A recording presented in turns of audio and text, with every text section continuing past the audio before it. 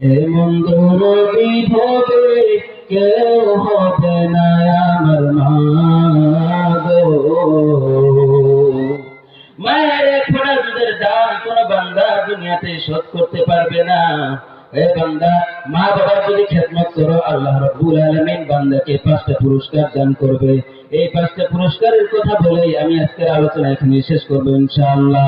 হাকিমুল উম্মত মুজাদ্দিদুল মিল্লাত হযরত আশরাফ আলী থানভী রাহমাতুল্লাহি আলাইহি বলেন, যে বান্দা মা বাবার সাথে সৎ ব্যবহার করবে, মা বাবার খেদমত করবে, মা বাবার সাথে ইহসান করবে, আল্লাহ রাব্বুল আলামিন ওই বান্দাকে 5টা পুরস্কার দান করবেন।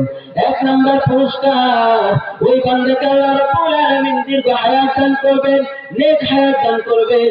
2 নাম্বার পুরস্কার, আল্লাহ রাব্বুল আলামিন ওই সন্তানকে ইজ্জতের হায়াত দান করবেন। পড়েন সুবহানাল্লাহ। সম্মানের হায়াত দান করবেন, বেইজ্জতি করবেন না।